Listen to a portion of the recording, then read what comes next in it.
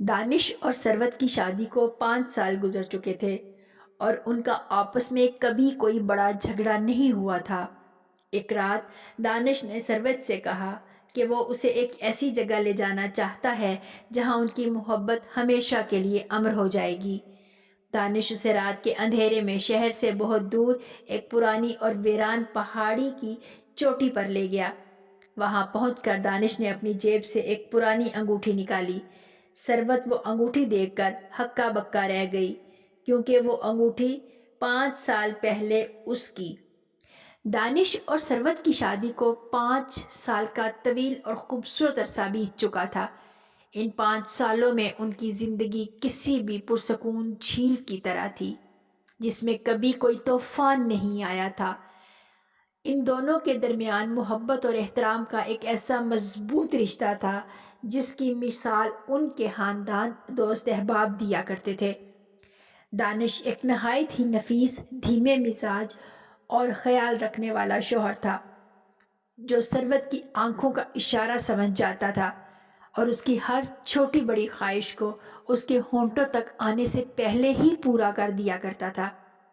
ثروت اکثر سوچتی تھی کہ وہ دنیا کی خوش قسمت ترین عورت ہے جسے دانش جیسا ہمسفر ملا، جس نے اسے کبھی کوئی دکھ نہیں دیا اور نہ ہی کبھی ان کے درمیان کوئی ایسی تلخ کلامی ہوئی جس سے ان کے رشتے میں کوئی دراڑ پڑتی۔ ثروت کے لیے دانش صرف ایک شوہر نہیں تھا بلکہ وہ اس کی پوری دنیا تھا، خاص طور پر 5 سال پہلے جب ثروت کے والد ہاشم صاحب کا اچانک اور پرس اسرار موت کا واقعہ پیش آیا تھا تو ثروت مکمل طور پر ٹوٹ چکی تھی۔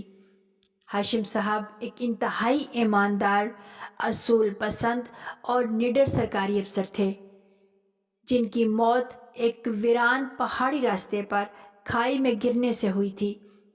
اس وقت پولیس نے تفتیش کے بعد اسے محض ایک سڑک کا حادثہ قرار دے کر کیس کی فائل بند کر دی تھی، لیکن ثروت کا دل کبھی بھی اس بات کو تسلیم نہیں کر پایا تھا کہ اس کے اتنے محتاط اور سمجھدار والد اتنی رات گئے اس سنسان پہاڑی پر کیا کرنے گئے تھے۔ اس مشکل ترین وقت میں جب ثروت اندھیروں میں ڈوب رہی تھی، دانش نے آگے بڑھ کر اس کا ہاتھ تھاما تھا۔ دانش اور ہاشم صاحب کے محکمے میں ہی کام کرتا تھا اور ان کا جونیئر تھا۔ اس نے ثروت کو اس صدمے سے نکالا، اسے جینے کا حوصلہ دیا اور پھر بہت سادگی سے ان کی شادی ہو گئی۔ ثروت کے دل میں دانش کے لیے ایک عقیدت تھی، کیونکہ اس نے اس وقت ثروت کو سہارا دیا تھا جب اس کا کوئی نہیں تھا۔ آج ان کی شادی کی 5ویں سالگرہ کا دن تھا۔ ثروت صبح سے ہی بہت خوش اور پرجوش تھی۔ اس نے پورے گھر کو دانش کی پسند کے پھولوں سے سجایا تھا اور باورچی خانے میں ان کے پسندیدہ پکوان تیار کر رہی تھی۔ شام ڈھل چکی تھی اور وہ دانش کا انتظار کر رہی تھی کہ اچانک اس کے موبائل فون کی گھنٹی بجی۔ اسکرین پر پولیس اسٹیشن کا نمبر جگمگا رہا تھا۔ ثروت کا دل زور سے دھڑکا۔ اس نے کانپتے ہاتھوں سے فون اٹھایا تو دوسری طرف سے انسپکٹر مراد کی بھاری اور سنجیدہ آواز سنائی دی۔ انسپکٹر مراد ہاشم صاحب کے پرانے دوست تھے اور وہی شروع میں اس کیس کو دیکھ رہے تھے۔ انہوں نے ثروت سے کہا کہ بیٹی، میں تمہیں ایک بہت اہم اور چونکا دینے والی خبر دینے کے لیے فون کر رہا ہوں۔ ہم نے کچھ عرصہ قبل تمہارے والد کے کیس کی فائل کو خفیہ طور پر دوبارہ کھولا تھا کیونکہ ہمیں کچھ نئے سراغ ملے تھے، اور آج میں تمہیں یہ بتانا چاہتا ہوں کہ تمہارے والد کی موت کوئی حادثہ نہیں تھا بلکہ وہ ایک سوچے سمجھے منصوبے کے تحت کیا گیا بے ایمانہ قتل تھا۔ انسپکٹر مراد کی یہ بات سن کر ثروت کے پیروں تلے سے زمین نکل گئی۔ اس کا سانس جیسے سینے میں اٹک گیا۔ انسپکٹر نے اپنی بات جاری رکھتے ہوئے کہا کہ بیٹی، ہم نے اس پہاڑی کے نیچے والے راستے پر لگے ایک پرانے اور خراب سمجھے جانے والے کیمرے کی فوٹیج کو غیر ملکی ماہرین کی مدد سے صاف کروایا ہے، اور جائے وقوع سے ملنے والے کچھ پرانے نمونوں کا جدید لیبارٹری میں ڈی این اے ٹیسٹ بھی کروایا ہے۔ ہمارے پاس اس قاتل کے خلاف اتنے پکے اور ٹھوس ثبوت جمع ہو چکے ہیں جو اسے سیدھا پھانسی کے پھندے تک لے جائیں گے۔ ہم قاتل کی شناخت تک کر چکے ہیں اور آج رات یا کل صبح تک ہم اس کے دروازے پر ہوں گے اور اسے گرفتار کر لیں گے۔ تم حوصلہ رکھنا، تمہارے باپ کا خون رائے گا نہیں جائے گا۔ یہ کہہ کر انسپکٹر نے فون بند کر دیا۔ ثروت کے ہاتھ سے فون چھوٹ کر زمین پر گر گیا اور وہ وہیں صوفے پر دھڑام سے بیٹھ گئی۔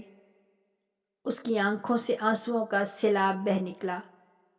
5 سال پرانے زخم ایک بار پھر سے ہرے ہو گئے تھے۔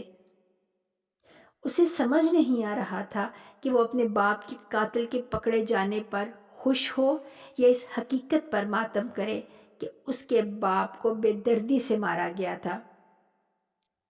اسی اثنا میں گھر کا دروازہ کھلا اور دانش مسکراتا ہوا اندر داخل ہوا۔ اس کے ہاتھ میں ثروت کے لیے ایک بہت خوبصورت تحفہ تھا، لیکن جیسے ہی اس کی نظر روتی اور کانپتی ہوئی ثروت پر پڑی، اس کے چہرے کی مسکراہٹ غائب ہو گئی۔ وہ بھاگ کر ثروت کے پاس آیا اور گھبرا کر پوچھنے لگا کہ ثروت کیا ہوا ہے؟ تم اس طرح کیوں رو رہی ہو؟ ثروت نے ہچکیاں لیتے ہوئے دانش کو انسپکٹر مراد کے فون اور اس کی ساری تفصیل کے بارے میں بتا دیا۔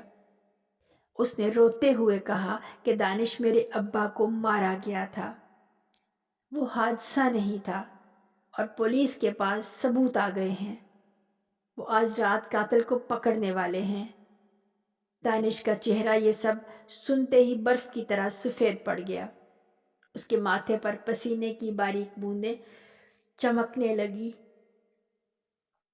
اس کے دل کی دھڑکن اتنی تیز ہو گئی کہ اسے لگا جیسے اس کا سینہ پھٹ جائے گا۔ وہ سمجھ گیا تھا کہ انسپکٹر مراد کس فوٹیج اور ڈی این اے کی بات کر رہا ہے۔ دانش نے خود کو بمشکل سنبھالا اور ثروت کے کندھوں پر ہاتھ رکھ کر کہا کہ ثروت، تم بہت زیادہ پریشان ہو گئی ہو۔ اس گھر میں تمہارا دم گھٹ رہا ہے۔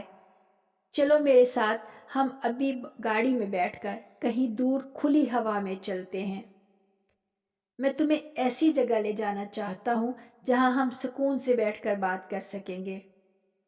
شاید تمہارے دل کا یہ بوجھ کچھ کم ہو جائے۔ ثروت اس وقت اتنے گہرے صدمے میں تھی کہ اس نے کوئی بحث نہیں کی اور چپ چاپ دانش کے ساتھ باہر کھڑی گاڑی میں آ کر بیٹھ گئی۔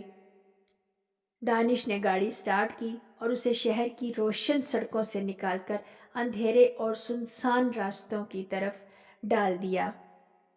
گاڑی میں خوفناک خاموشی چھائی ہوئی تھی۔ ثروت کھڑکی سے باہر گپ اندھیرے کو گھور رہی تھی اور اس کے ذہن میں اپنے باپ کی یادیں گردش کر رہی تھیں۔ وہ سوچ رہی تھی کہ وہ کون درندہ ہو سکتا ہے جس نے اس کے معصوم اور ایماندار باپ کی جان لی۔ دوسری طرف دانش کے دماغ میں ایک طوفان برپا تھا۔ گاڑی شہر کی حدود سے بہت دور نکل چکی تھی اور اب ایک دشوار گزار اور بل کھاتے ہوئے پہاڑی راستے پر چڑھ رہی تھی۔ ثروت نے جب ارد گرد کے ماحول کو محسوس کیا تو اس کے دل میں ایک عجیب سی بے چینی اور خوف پیدا ہونے لگا۔ اس نے فوراً راستہ پہچان لیا۔ یہ وہی پہاڑی سڑک تھی جو اس وادی کی طرف جاتی تھی جہاں اس کے باپ کی لاش ملی تھی۔ ثروت نے گھبرا کر دانش کی طرف دیکھا اور لرزتی آواز میں پوچھا کہ دانش، ہم یہاں کیوں آئے ہیں؟ تم مجھے اس خوفناک اور منحوس جگہ پر کیوں لائے ہو جہاں میرے ابا کی جان گئی تھی؟ مجھے ڈر لگ رہا ہے۔ گاڑی واپس موڑو۔ دانش نے گاڑی کی رفتار ہلکی کی لیکن اسے روکا نہیں۔ اس نے انتہائی سنجیدہ اور دکھ بھری آواز میں کہا، ثروت، کچھ سچ ایسے ہوتے ہیں جو بند کمروں میں نہیں بتائے جاتے۔ ان کا سامنا وہی کرنا پڑتا ہے جہاں وہ جنم لیتے ہیں۔ بس مجھ پر بھروسہ رکھو، ہم پہنچنے والے ہیں۔ گاڑی بالاخر اس ویران اور سنسان پہاڑی کی سب سے اونچی چوٹی پر جا کر رک گئی، جہاں سے نیچے موت جیسی گہری اور تاریک کھائی نظر آ رہی تھی۔ رات کا اندھیرا اتنا گہرا تھا کہ ہاتھ کو ہاتھ سجھائی نہیں دے رہا تھا، اور تیز سرد ہوا سائیں سائیں کرتی ہوئی گزر رہی تھی۔ دانش گاڑی سے اترا اور ثروت کا دروازہ کھول کر اسے باہر نکالا۔ ثروت سردی اور خوف سے کانپ رہی تھی۔ دانش اسے پکڑ کر کھائی کے بالکل کنارے پر لے آیا۔ ثروت نے ڈرتے ہوئے پیچھے ہٹنے کی کوشش کی، لیکن دانش نے اس کا ہاتھ مضبوطی سے تھام رکھا تھا۔ دانش نے ایک گہرا سانس لیا اور اپنی پینٹ کی جیب میں ہاتھ ڈال کر ایک پرانی سی مخملی ڈبیا نکالی۔ اس نے وہ ڈبیا کھولی اور اس میں رکھی ہوئی ایک پرانی گرد آلود اور بھاری سی انگوٹھی نکال کر ثروت کی کانپتی ہوئی ہتھیلی پر رکھ دی۔ ثروت نے جیسے ہی اس اندھیرے میں اس انگوٹھی کو غور سے دیکھا تو اس کے پیروں تلے سے زمین کھسک گئی۔ اس کا سانس گلے میں اٹک گیا اور اس کی آنکھیں پھٹی کی پھٹی رہ گئیں۔ یہ کوئی عام انگوٹھی نہیں تھی، بلکہ یہ اس کے باپ ہاشم صاحب کی وہ خاندانی انگوٹھی تھی جو وہ ہمیشہ اپنے دائیں ہاتھ کی انگلی میں پہنتے تھے اور جس پر ان کا نام کندھا تھا۔ ثروت کو یاد تھا کہ جب اس کے باپ کی لاش ملی تو ان کے ہاتھ میں یہ انگوٹھی موجود نہیں تھی۔ ثروت نے چیخ کر دانش سے کہا کہ دانش، یہ کیا ہے؟ یہ انگوٹھی تمہارے پاس کہاں سے آئی؟ کیا تم نے اسے پولیس کے مال خانے سے نکلوایا ہے یا تمہیں یہ یہاں سے ملی ہے؟ دانش، تم کچھ بولتے کیوں نہیں؟ دانش کی آنکھوں سے آنسو بہہ نکلے۔ اس نے اپنا سر جھکا لیا اور انتہائی بوجھل آواز میں بولا کہ نہیں ثروت، یہ انگوٹھی مجھے کسی پولیس والے نے نہیں دی۔ یہ انگوٹھی پچھلے 5 سالوں سے میرے پاس ہے اور یہ اسی رات سے میرے قبضے میں ہے جس رات تمہارے والد اس دنیا سے گئے تھے۔ ثروت کو لگا جیسے کسی نے اس کے دماغ پر ادھوڑا مار دیا ہو۔ وہ لڑکھڑاتے ہوئے دانش کا کالر پکڑ لیا اور دیوانہ وار جھنجھوڑتے ہوئے کہا، تمہارا کیا مطلب ہے دانش؟ تم کیا بکواس کر رہے ہو؟ تم اس رات یہاں کیا کر رہے تھے؟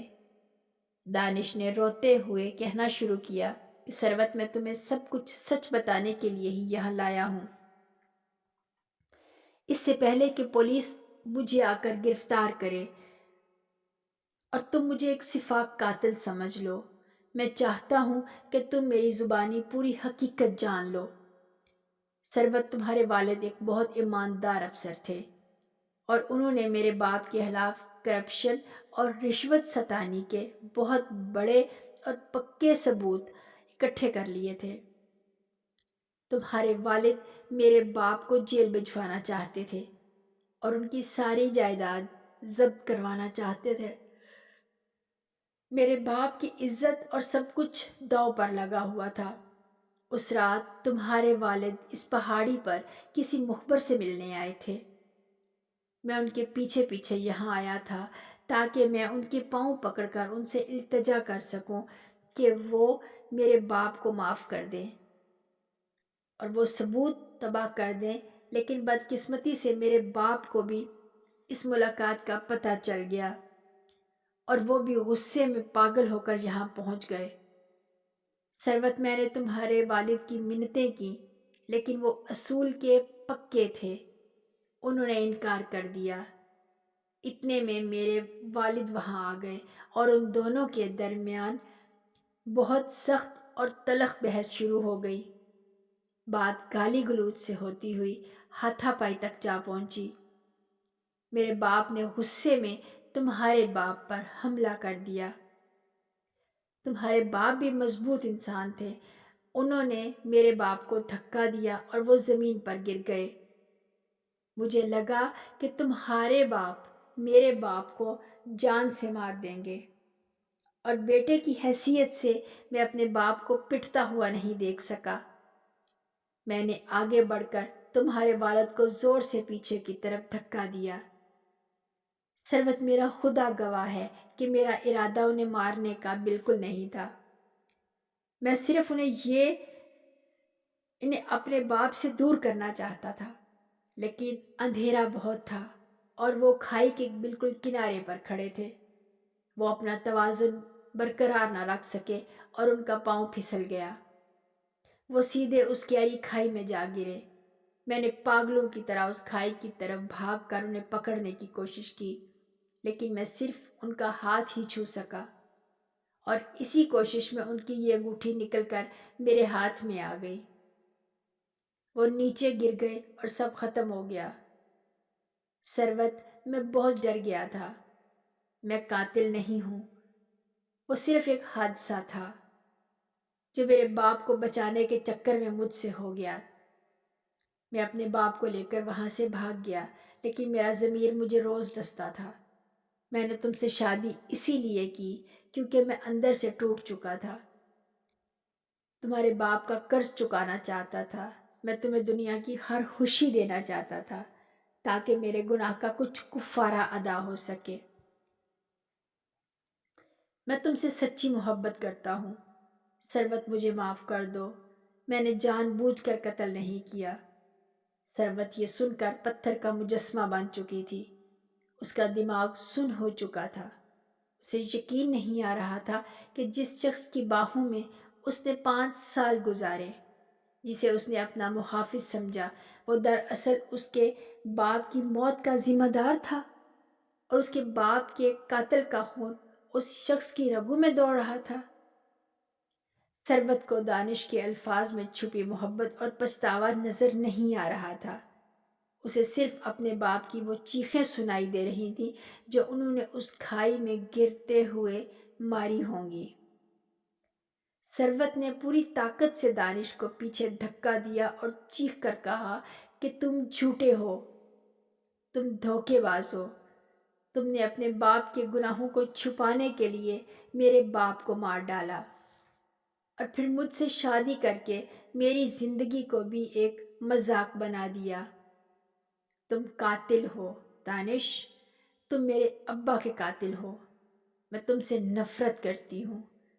اس سے پہلے کہ دانش کچھ اور کہتا، ثروت کو منانے کی کوشش کرتا، اچانک پہاڑی کے نیچے سے بہت ساری گاڑیوں کے سائرن کی تیز اور کان پھاڑ دینے والی آوازیں گونجنے لگی۔ سرخ اور نیلی روشنیوں نے اس تاریک پہاڑی کو دن کی طرح روشن کر دیا۔ پولیس کی کئی گاڑیاں انتہائی تیزی سے اوپر آئیں اور انہوں نے دانش کی گاڑی کو چاروں طرف سے گھیرے میں لے لیا۔ گاڑیوں کے دروازے کھلے اور درجنوں مسلح پولیس اہلکاروں نے اپنی بندوقیں دانش کی طرف تان لیں۔ انسپکٹر مراد ہاتھ میں ایک فائل پکڑے تیزی سے آگے بڑھے اور انہیں گرجدار آواز میں کہا کہ دانش، اپنی جگہ پر کھڑے رہو۔ تم چاروں طرف سے گھر چکے ہو، بھاگنے کی کوشش مت کرنا۔ انسپکٹر مراد ثروت کے پاس آئے اور اسے تسلی دیتے ہوئے کہا، بیٹی تم گھبراؤ مت، ہم نے اس درندے کو پکڑ لیا ہے۔ انسپکٹر نے دانش کی طرف حقارت سے دیکھا اور کہا کہ دانش، ہم نے تمہارا سارا کچا چٹھا کھول لیا ہے۔ تم نے بہت چالاکی سے ہاشم صاحب کو پہاڑی سے نیچے پھینکا اور پھر ثروت کی ہمدردی حاصل کر کے اس سے شادی کر لی تاکہ کوئی تم پر شک نہ کر سکے، لیکن تم بھول گئے کہ جرم کے نشان کبھی نہیں مٹتے۔ ہمارے پاس اس رات کی وہ CCTV فوٹیج موجود ہیں جس میں تمہاری گاڑی یہاں آتی اور جاتی واضح طور پر دکھائی دے رہی ہے، اور سب سے بڑھ کر اس جگہ سے ہمیں جو خون کے قطرے اور کچھ بال ملے تھے ان کا DNA تمہارے DNA سے 100% میچ کر گیا ہے۔ ہمارے پاس یہ ثابت کرنے کے لیے کافی ثبوت ہیں کہ تم نے ہاشم صاحب کو مکمل منصوبہ بندی اور ارادے کے ساتھ قتل کیا ہے تاکہ تم اپنے بدعنوان باپ کو بچا سکو۔ دانش نے روتے ہوئے انسپکٹر کے سامنے ہاتھ جوڑے اور کہا کہ نہیں انسپیکٹر صاحب، آپ غلط فہمی کا شکار ہیں، میں نے قتل کا کوئی منصوبہ نہیں بنایا تھا، وہ صرف ایک حادثہ تھا، میں نے صرف اپنے باپ کی جان بچانے کے لیے انہیں دھکا دیا تھا، میں قاتل نہیں ہوں، خدا کے لیے میری بات کا یقین کریں۔ انسپیکٹر مراد نے اس کی ایک نہ سنی، انہوں نے اپنے سپاہیوں کو اشارہ کیا، دو ہٹے کٹے پولیس والوں نے آگے بڑھ کر دانش کے ہاتھ میں پیچھے موڑے اور اسے پکڑ کر ہتھکڑیاں پہنا دی۔ دانش روتا رہا اور بار بار ثروت کی طرف دیکھ کر اس مدد کی بھیک مانگتا رہا۔ وہ کہہ رہا تھا، ثروت تم تو مجھے جانتی ہو، انہیں بتاؤ کہ میں ایسا نہیں کر سکتا، ثروت پلیز انہیں روکو، میں تمہارے بغیر مر جاؤں گا۔ ثروت ان کے ثبوت جھوٹے ہیں، وہ مجھے پھانسی چڑھا دیں گے۔ لیکن ثروت اس وقت غصے، دکھ اور صدمے کی کیفیت میں تھی، جہاں اسے دانش کی کوئی بات سچی نہیں لگ رہی تھی۔ وہ خاموشی سے ایک پتھر کی طرح کھڑی رہی، اس کی آنکھوں سے آنسو بہہ رہے تھے، لیکن اس کے دل میں دانش کے لیے کوئی رحم نہیں تھا۔ اس نے دانش کی طرف سے اپنی نظریں پھیر لیں انسپیکٹر مراد سے اور کہا انسپیکٹر کہ مراد سے انسپیکٹر کہا صاحب کہ اس انسپیکٹر شخص صاحب کو میری نظروں اس سے شخص دور کو لے میری جائیں۔ نظروں سے دور لے جائیں۔ اس نے مجھے 5 سال تک اندھیرے میں رکھا، اس نے میرے باپ کا خون کیا ہے، اسے سخت سے سخت سزا ملنی چاہیے۔ ثروت کی یہ بات سن کر دانش کی آخری امید بھی ٹوٹ گئی، اس کا سر جھک گیا اور وہ پھوٹ پھوٹ کر رونے لگا۔ پولیس والے اسے بے دردی سے گھسیٹتے ہوئے پولیس وین کی طرف لے گئے اور اسے اندر دھکیل کر دروازہ بند کر دیا۔ انسپیکٹر مراد نے ثروت کے سر پر ہاتھ رکھا اور اسے دلاسا دے کر اپنی گاڑی میں بیٹھ گئے۔ سائرن بجاتی ہوئی پولیس کی گاڑیاں دھول اڑاتی ہوئی اس پہاڑی سے نیچے اتر گئیں اور پیچھے صرف وہ گہرا سناٹا رہ گیا جس میں ثروت اکیلی کھڑی تھی۔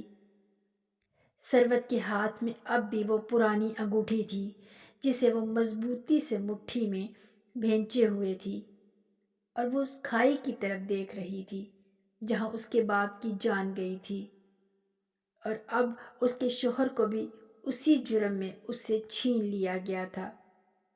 اسے لگ رہا تھا کہ اس کی زندگی کے وہ 5 خوبصورت سال محض ایک سراب تھے، ایک ایسا جھوٹ جس کی بنیاد خون اور دھوکے پر رکھی گئی تھی۔ وہ وہیں ریت پر گھٹنوں کے بل گر کر زاروں قطار رونے لگی۔ اسے ابھی تک یقین ہی نہیں آ رہا تھا کہ جو شخص اس کی جان تھا وہی اس کے باپ کا قاتل نکلا، اور پولیس کے ان ٹھوس ثبوتوں نے اس کے دل میں دانش کے لیے نفرت کی ایک ایسی دیوار کھڑی کر دی تھی جسے گرانا بظاہر ناممکن لگ رہا تھا۔ ثروت نے اس وقت یہی فیصلہ کیا تھا کہ وہ دانش کو کبھی معاف نہیں کرے گی اور عدالت میں جا کر اسے خود پھانسی کی سزا دلوائے گی۔ پولیس کی گاڑیوں کے سائرن کی آوازیں دور اندھیرے میں گم ہو چکی تھی، اور پہاڑی کے اس سنسان چوٹی پر صرف تیز ہوا کا شور تھا۔ ثروت وہیں کھائی کے کنارے ریت پر بیٹھی گھنٹوں روتی رہی۔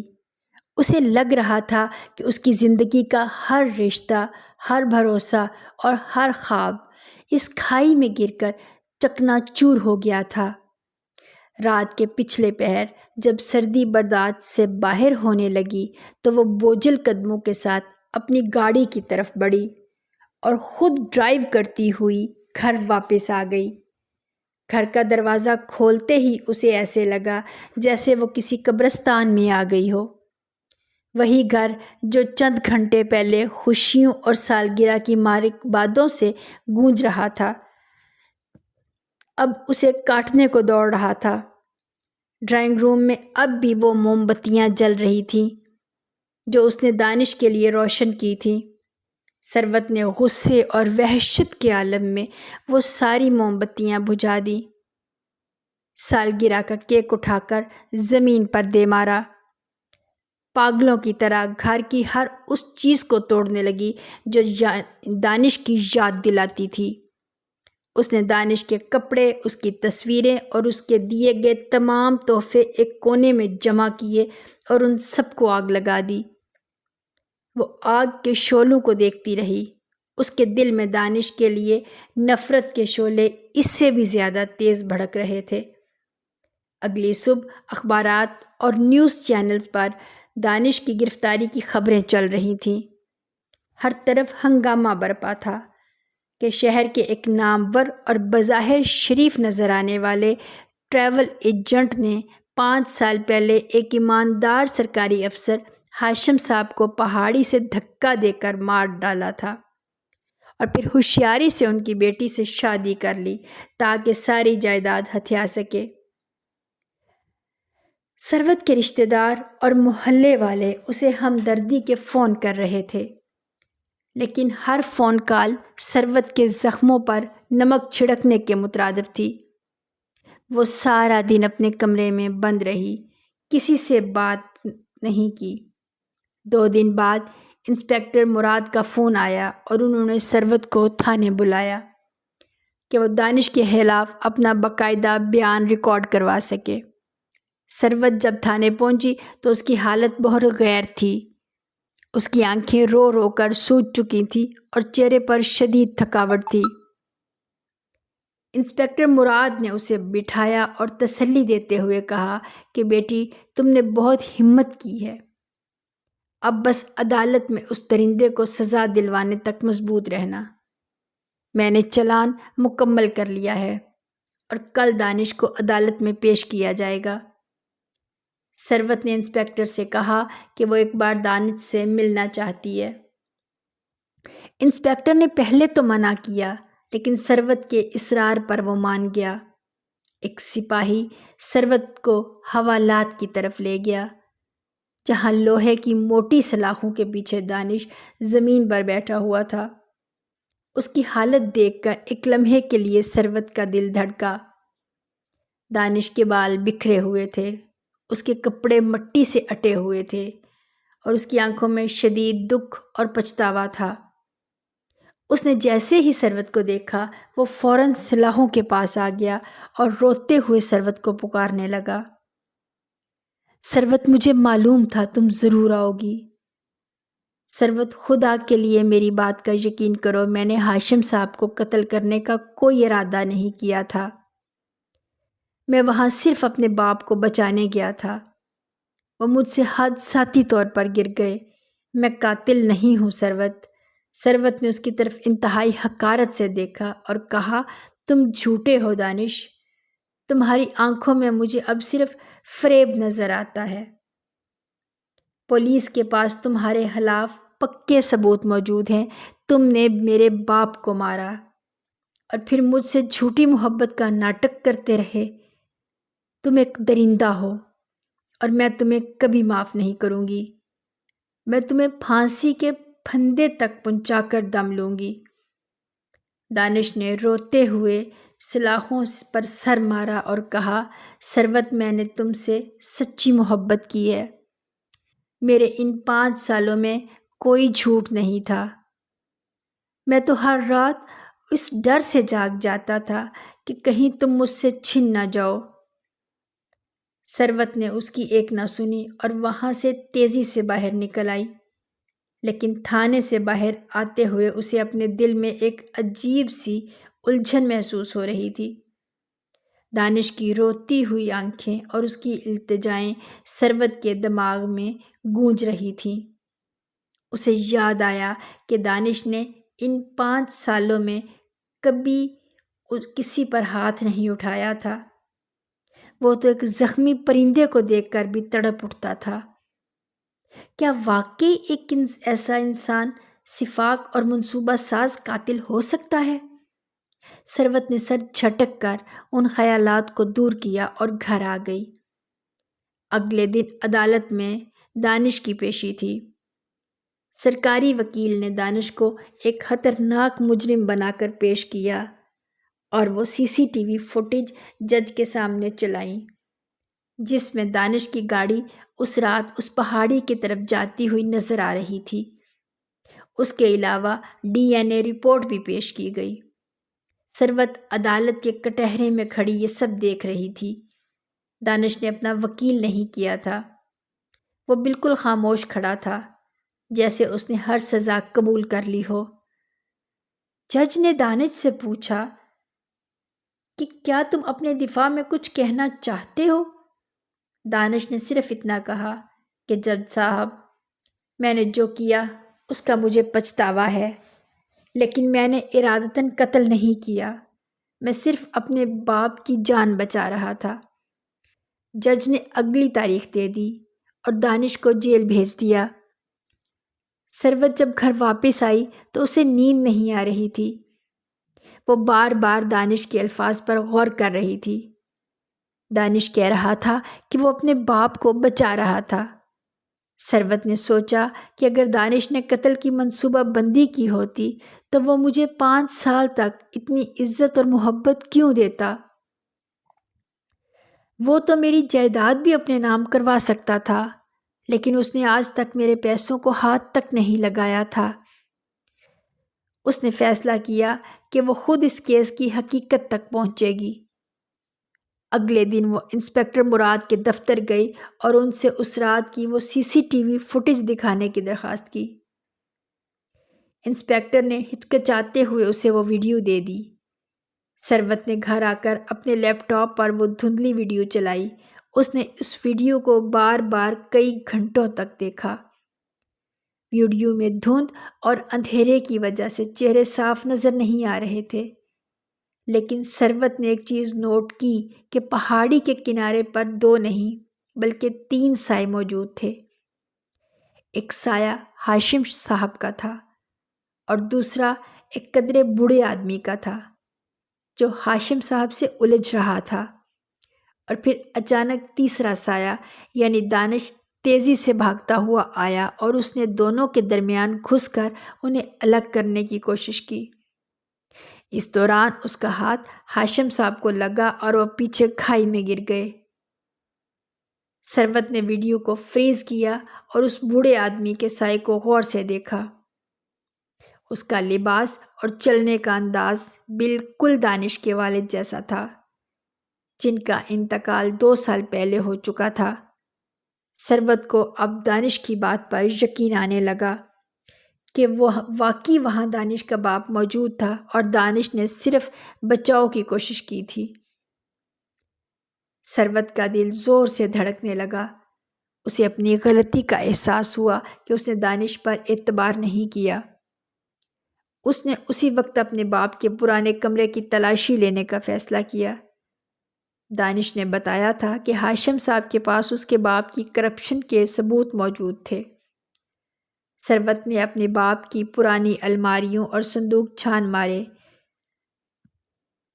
کئی گھنٹوں کی محنت کے بعد اسے ایک پرانی ڈائری اور کچھ فائلیں ملیں جو ہاشم صاحب نے چھپا کر رکھی تھیں۔ ان فائلوں میں دانش کے باپ کی ان تمام غیر قانونی زمینوں اور رشوت خوری کا پورا کچا چٹھا موجود تھا جو ہاشم صاحب نے اکٹھا کیا تھا۔ ڈائری کے آخری صفحے پر ہاشم صاحب نے لکھا تھا کہ اب میں جلد ہی غضنفر مراد، دانش کا باپ، سے ملنے جاؤں گا تاکہ اسے یہ ثبوت دکھا کر اسے خود کو پولیس کے حوالے کرنے پر مجبور کر سکوں۔ ثروت کی آنکھوں سے آنسو بہہ نکلے۔ سارا سچ شیشے کی طرف صاف ہو چکا تھا۔ دانش کا باپ ایک کرپٹ انسان تھا اور وہ ہاشم صاحب کو مارنے کے ارادے سے وہاں گیا تھا، جبکہ دانش صرف اپنے باپ کو ایک قتل کرنے اور جیل جانے سے بچانے کے لیے وہاں پہنچا تھا۔ اس ساری کشمکش میں ایک ہولناک حادثہ پیش آ گیا۔ دانش نے اپنے باپ کے گناہ کو اپنے سر لے لیا اور ثروت کی زندگی کو سنوارنے کے لیے اپنی زندگی داؤ پر لگا دی۔ ثروت کو اب دانش سے نفرت نہیں بلکہ شدید دکھ ہو رہا تھا اور اسے ہمدردی محسوس ہو رہی تھی۔ اس نے سوچا کہ دانش نے کتنا بڑا بوجھ اکیلے اٹھایا ہوا تھا۔ وہ فوراً اٹھی اور شہر کے سب سے قابل اور مشہور وکیل بیرسٹر کمال کے پاس گئی۔ اس نے وہ ساری فائلیں، ڈائری، ویڈیو کا وہ حصہ جس میں تیسرا سایہ نظر آ رہا تھا، بیرسٹر کمال کے سامنے رکھ دیا۔ ثروت نے وکیل سے کہا کہ مجھے ہر قیمت پر اپنے شوہر کو بچانا ہے۔ وہ قاتل نہیں ہے، وہ صرف حالات کا شکار ہوا ہے۔ بیرسٹر کمال نے سارے ثبوتوں کا بغور جائزہ لیا اور کہا کہ بیگم صاحبہ، آپ کے شوہر نے بہت بڑی بیوقوفی کی ہے۔ اسے چاہیے تھا کہ بہت پہلے ہی خود سچ اگل دیتا، بجائے اس کے کہ پولیس خود اس کے خلاف ثبوت اکٹھے کرتی۔ لیکن اب بھی ہم انہی ثبوتوں کی بنیاد پر جو اسی کے خلاف ہیں یہ ثابت کر سکتے ہیں کہ یہ قتل عمدن نہیں تھا، بلکہ ایک حادثہ اور سیلف ڈیفنس کا کیس تھا۔ اگلے دن عدالت میں پیشی تھی۔ ثروت عدالت میں موجود تھی۔ دانش جب کٹہرے میں آیا تو اس نے دیکھا کہ ثروت کے ساتھ شہر کا سب سے بڑا وکیل کھڑا ہے۔ دانش حیران رہ گیا۔ بیرسٹر کمال نے جج کے سامنے دلائل دینا شروع کیے۔ انہوں نے ہاشم کی وہ ڈائری اور کرپشن کی فائلیں عدالت میں پیش کیں اور بتایا کہ اصل دشمنی دانش کی نہیں بلکہ اس کے والد کی ہاشم صاحب کے ساتھ تھی۔ انہوں نے ماہرین کی مدد سے صاف کی گئی وہ ویڈیو بھی بڑی سکرین پر چلائی، جس میں صاف نظر آ رہا تھا کہ دانش کے باپ اور ہاشم صاحب کے درمیان لڑائی ہو رہی ہے، اور دانش ان دونوں کو چھڑوانے کے لیے بیچ میں کودتا ہے، جس کے نتیجے میں ہاشم صاحب کا پاؤں پھسل جاتا ہے۔ اور بیرسٹر کمال نے عدالت کو بتایا کہ دانش کا ارادہ ہرگز قتل کرنے کا نہیں تھا۔ اس کے پاس کوئی ہتھیار بھی نہیں تھا، وہ صرف اپنے بوڑھے باپ کو بچانا چاہتا تھا، اور چونکہ اس کا باپ اب اس دنیا میں نہیں رہا اس لیے اب قتل کا سارا الزام اس پر آ گیا ہے۔ سرکاری وکیل نے اعتراض کیا کہ دانش نے ثبوت چھپائے اور موقع واردات سے فرار ہوا، اس لیے وہ مجرم ہے۔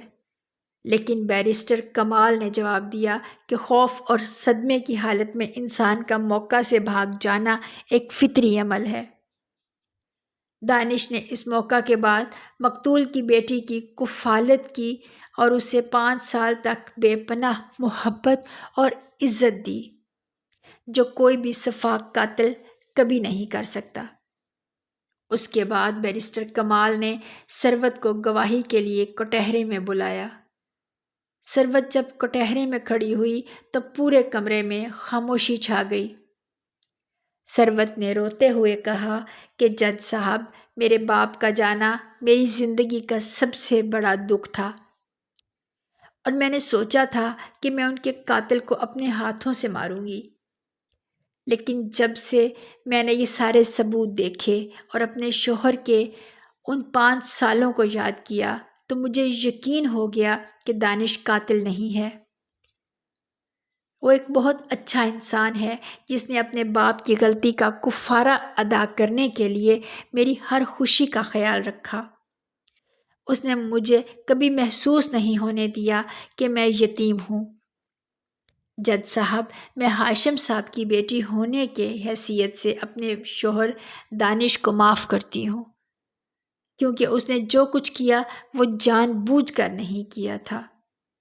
ثروت کے ان الفاظ نے عدالت کے کمرے میں موجود ہر شخص کی آنکھیں نم کر دیں۔ دانش کٹہرے میں کھڑا پھوٹ پھوٹ کر رو رہا تھا۔ اسے یقین نہیں آ رہا تھا کہ ثروت نے اسے معاف کر دیا ہے اور اس کی سچائی کو جان لیا ہے۔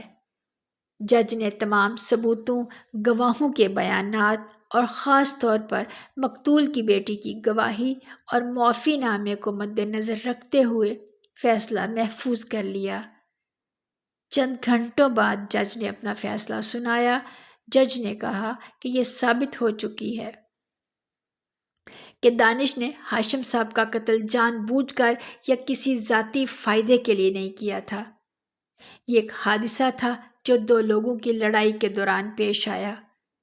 تاہم ثبوت چھپانے اور پولیس کو اطلاع نہ دینے کے جرم میں عدالت دانش کو 5 سال کی قید سناتی ہے، لیکن چونکہ مدعیہ نے اسے معاف کر دیا ہے اور دانش کا سابقہ ریکارڈ بالکل صاف ہے، اس لیے اس کی سزا کو معطل کر کے اسے ضمانت پر رہا کیا جاتا ہے۔